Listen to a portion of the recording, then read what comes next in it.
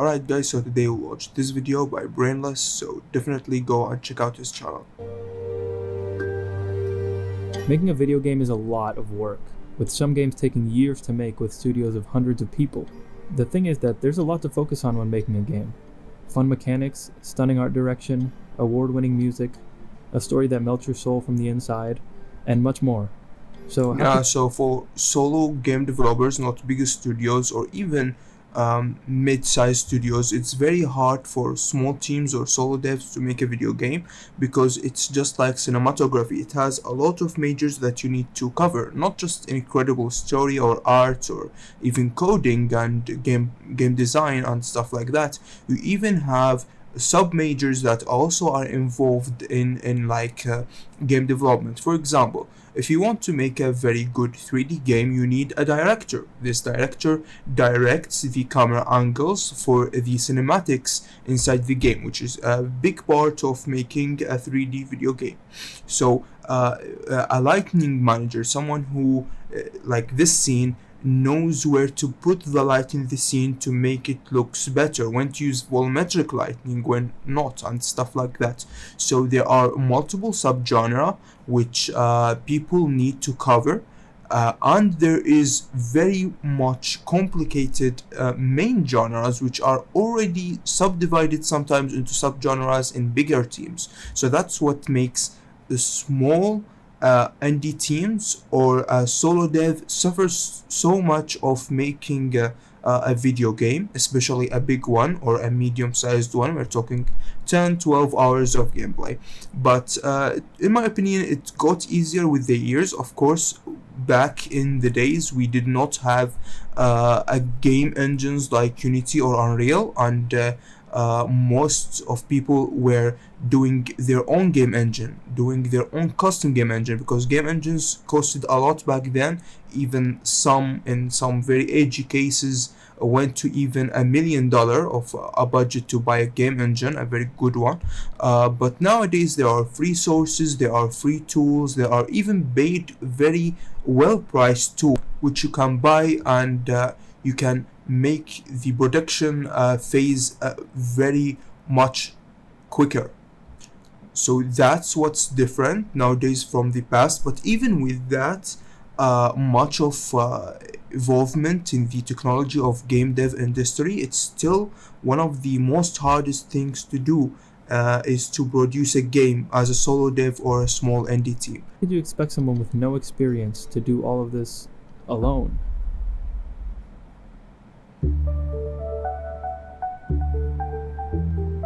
When I started to make a game, I didn't really know anything. I had coding experience from school, but I had never worked with a game engine before, had never done art.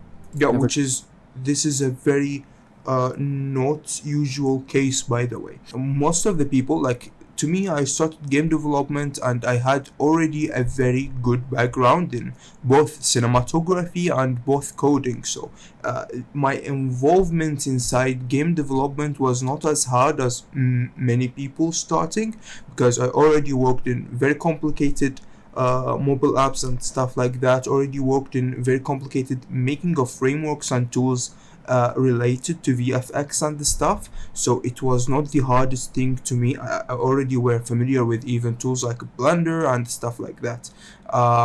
Maya even before Blender, but I used Blender very early. I really liked the logo back in the day. For some reason, I preferred Blender just because the logo of Blender were like orangey and stuff. I was young. I didn't know really what to do, but Blender now is whoa, like from starting point. But yeah, many people start with bad art experience or almost zero art experience. Many people start from a programming background. That's why most indie developers suffer from art and music more than coding, in my opinion. Especially some people now are using AI IDEs and auto-generating code. I always do not supervise that. They are annoying to do. Like one time I tried Cloudy, and it annoyed me so much that the time it took to me to make him understand what I want to code was more than the time that took me to code the thing. So yeah, but yeah, it's a very good, to me, generative AI like chatbots like Claudia and ChatGPT are just a better search engine in my opinion. But yeah, it's interesting to start with no background at all at anything that's starting at a very complicated major like game development. Or tried composing music, and never even thought of writing a story. It's been around 8 months since I started, and I can confidently say that making a game starting with no experience is definitely possible. But it's easy to say that with any hobby or skill, well, you can just work on it every day. And yes, you can, Yeah, but discipline is very, very effective in game dev. you and I both know it's much more than that. There are 24 hours in a day. Typically, there are 8 for sleep and 8 for work. And there are definite exceptions for both, but there's a high chance that since you're watching this video, you probably have some free time. But no matter the schedule, if you want to make a game or build skills in any side hobby, you're gonna have to do it in your free time. Now that we have our free time, which is probably when you're That's watching why I always advise people to start game development or their majors careers now in our economy today, or they are younger, when they are like 17, 16 years old. I know they want to because they have much more free time. Most people in most countries in the world do not have a part-time job, so they can have and specify more time in game development, which is a very big major. And unfortunately, the current status of the industry requires a lot of years of experience, even for beginners and interns, which was weird to me when like after coronavirus, when I started searching for some of my friends to recruiting companies and stuff like that, and I were like looking at the game dev jobs, and there were interns with needed 4 years of experience. So you need to start young now to really grasp something before 30 in this major, which is game development.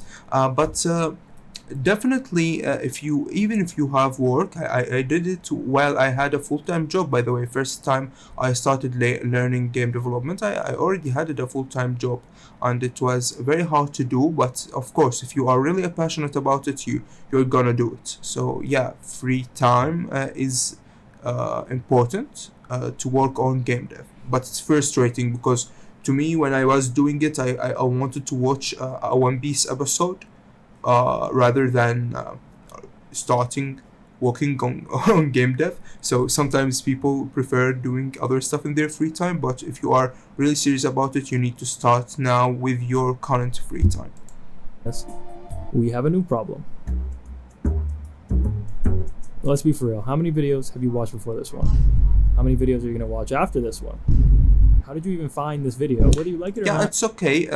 Many people, after 3 years in development, to me, right now, before I was working on a project, before recording this and editing it and stuff like that, aftermath, I watch full animes on my other screen.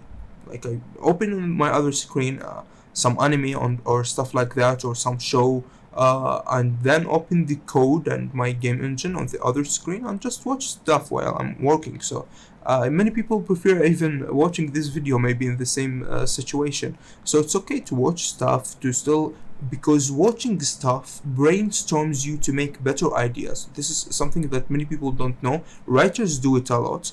Game designers do it a lot. You need to brainstorm, so you need to watch stuff, you need to play stuff, you need to go outside too, which is a bit difficult. But yeah, taking this seriously, you need to experience many stuff so you can think outside the box, which is usually your room. So usually you need to see new exciting stuff to really create good stuff, because it's not it's a creative industry. You need to see creative things to get inspired and make a good brainstorming. You're most likely watching this video in your free time, so why not just go make a game right now? It is extremely hard to just go and do it, but why? Here are some excellent excuses I've seen in the past. My theory here is that your brain subconsciously makes these excuses because it wants more dopamine from YouTube or TikTok or whatever. But anyways, let's go over these in a lightning round.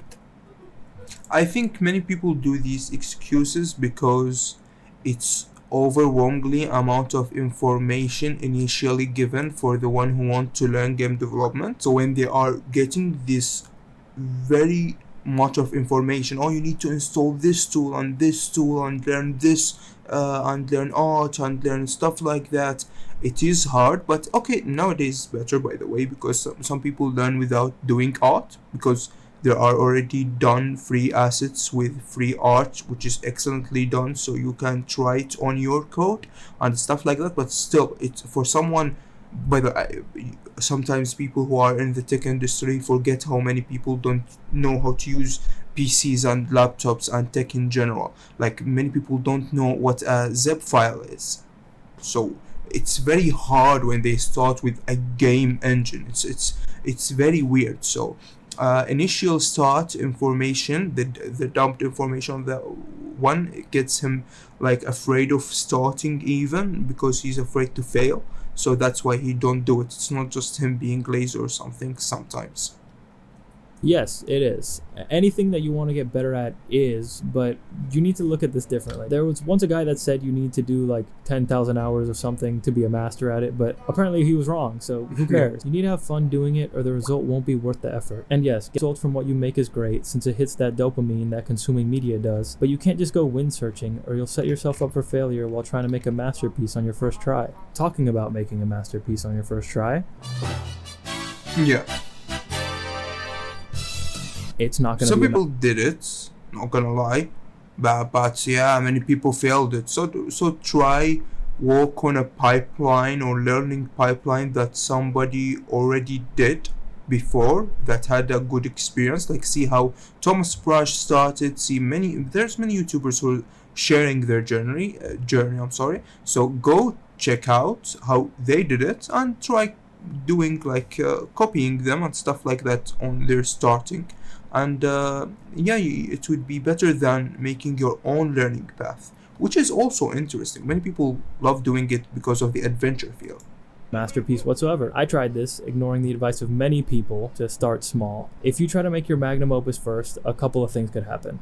It sucks and you quit. It doesn't suck, but it's not your magnum opus, so you quit. It is your magnum opus, which is not possible. Or you're so stubborn that you don't stop working on it, changing previous code, remaking art over and over again, in a cycle where you get a little better each time, but you eventually get nowhere. You could probably guess the one I did. And stopping that is a whole nother problem. So please, if you're gonna start small, trust me. But look, the lesson is, it's gonna look bad, and you need to know that it'll eventually stop looking bad if you just keep going. My code, my art, my music at the beginning, they were all really terrible. And I look back at those times now and I'm blown away by the progress I've made. And it's all just because I kept going. Now you might be asking, how do you keep going when you have no confidence?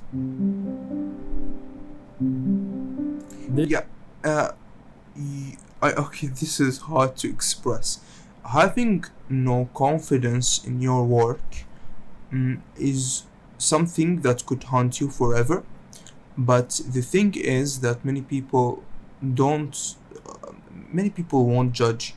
That's the thing that many people don't. Like, when they walk on the street, they think people are looking at them and judging them. When they're afraid to go to gym because they think people will judge their body.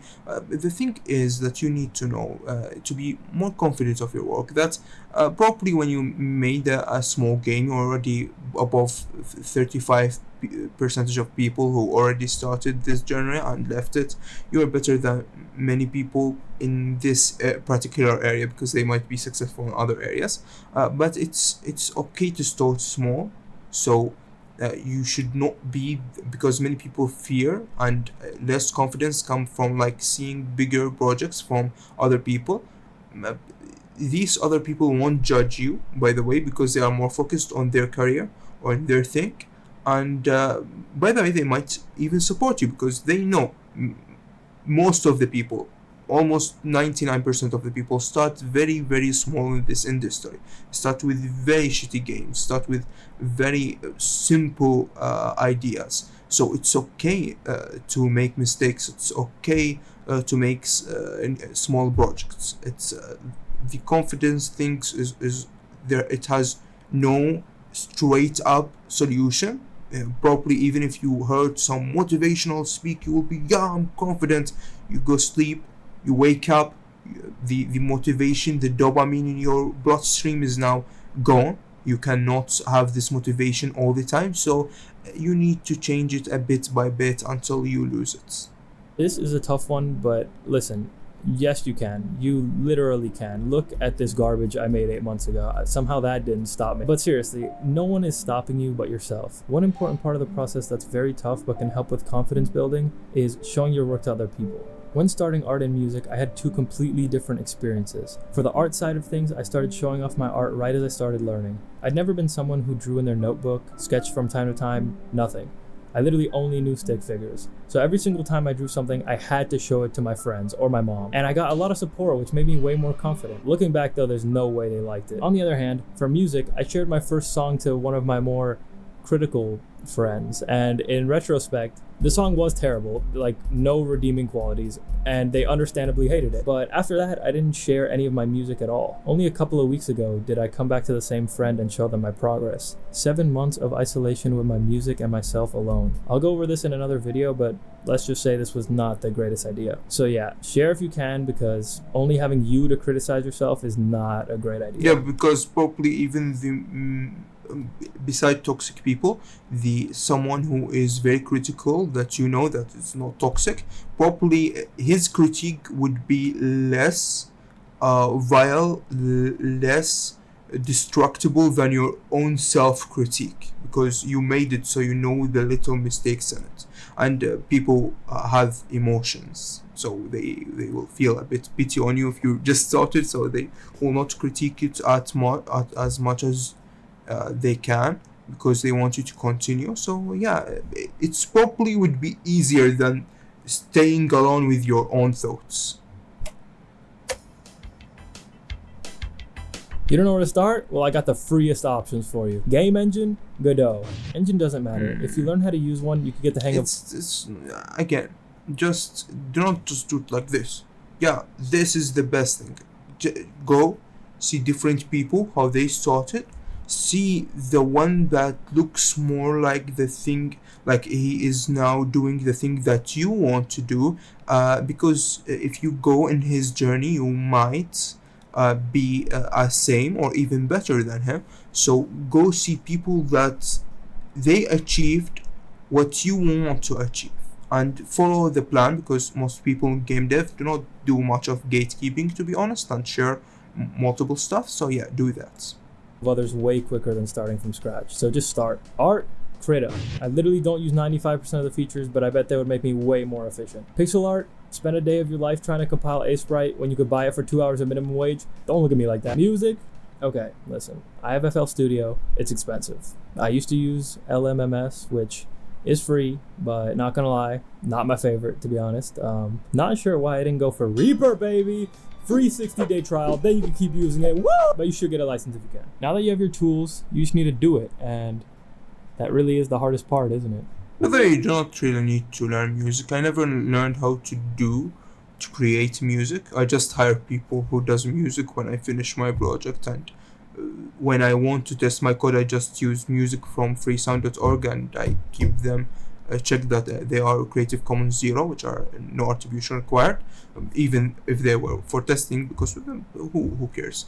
And then maybe collect some like references, talk with someone I know that knows a lot about music, to make a very good request according to the thing that I am thinking of, the kind of music that I want to describe it well for the composer or the one who will make the song for me. What is the difference between motivation and willpower? Well, they're actually very different. Motivation is when you watch something inspirational and are like, whoa, I'm gonna do this. While willpower is when again, you will sleep and wake up and this dopamine is gone. So you don't need to keep relying on it forever.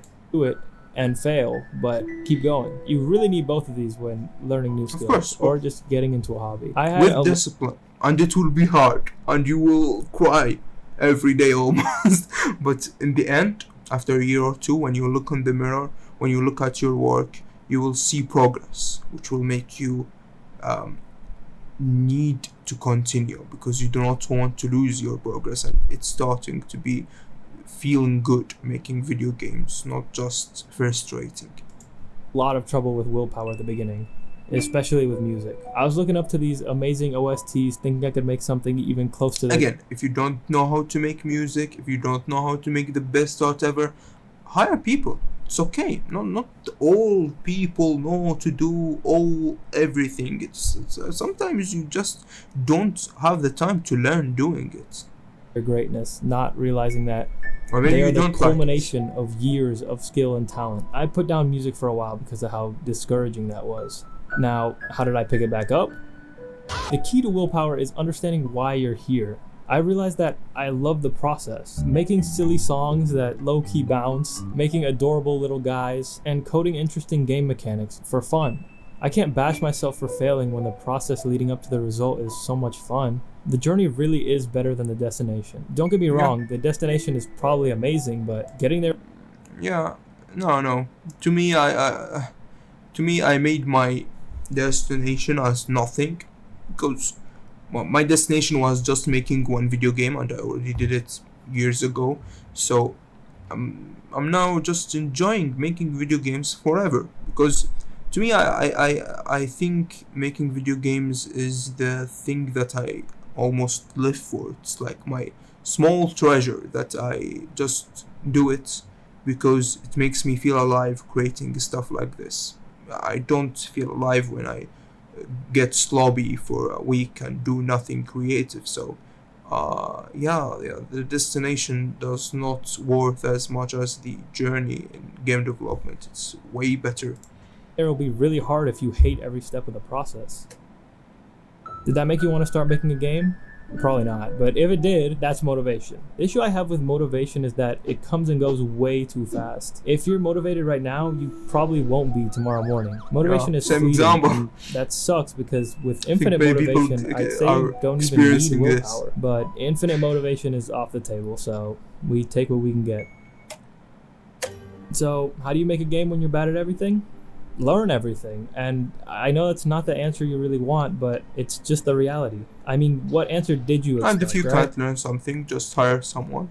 And it's okay if the project got that serious that you want to hire someone to do art or music for good art, then you're working on a commercial game. Hello, man. It's okay to hire people in a commercial game. You'll need it, supposedly, when you're doing multilingual support and stuff like that. I would love to be a master game developer with a max level skill tree, but that's just not how it goes. You need to Yeah, and again, make your strong points so strong that your weak points does not even matter anymore. Like if your art was super amazing and your music was meh, people will not. Okay, they will say it's because you did it alone and you are not a very big company like Activision, Ubisoft. They will say he made such an amazing art, and yeah, the music should have been worked on a bit better, which is it's a positive review in the end, so that's nice.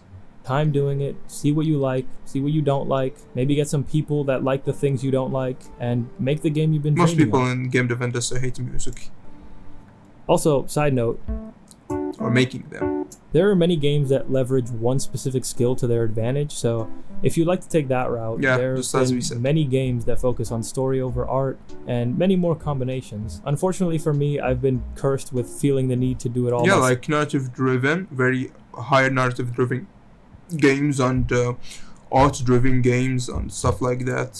And looking up to games that are close to perfection in every category. Yeah. But you can find your niche, and if that makes you happy, who cares what other people think? So if you go and try and make a game after this video, please remember why Only you're if doing you were a walking commercial now, what people think is very important for you. it. If you fail, don't quit, because you will fail when trying new things. Just take a little piece of your free time, try Because learning the thing that many people do wrong with commercial games, it's you're not making a game for yourself anymore, you're making a game for the people. You cannot make it as people hate it.